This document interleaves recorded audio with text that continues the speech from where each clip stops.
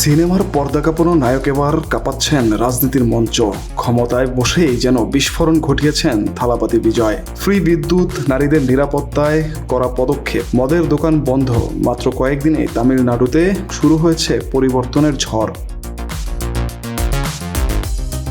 মুখ্যমন্ত্রী হিসেবে শপথ নেওয়ার পরেই বড় চমক দেন বিজয়।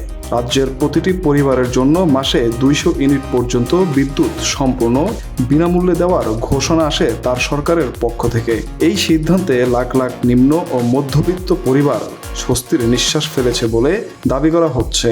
শুধু তাই নয়, মাদকাসক্তি ও মাদক পাচার ঠেকাতে বিশেষ টাস্ক ফোর্স গঠনের নির্দেশ দিয়েছেন তিনি। একই সঙ্গে নারীদের নিরাপত্তা নিশ্চিত করতে আলাদা নিরাপত্তা বাহিনী ও 24 ঘন্টার বিশেষ হেল্পলাইন চালুর ঘোষণা দিয়েছেন থালাপতি।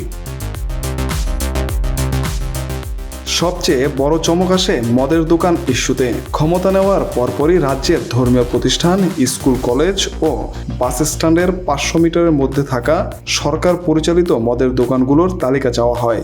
যাচাই বাছাই শেষে তামিলনাড়ু জুড়ে 717টি সরকার পরিচালিত মদের দোকান বন্ধের নির্দেশ দেওয়া হয়েছে। এই সিদ্ধান্ত ঘিরে ইতিমধ্যে শুরু হয়েছে জোর আলোচনা। কেউ বলছেন জনস্বার্থে সাহসী পদক্ষেপ, আবার কেউ দেখছেন এটিকে বড় রাজনৈতিক মাস্টার স্ট্রোক হিসেবে।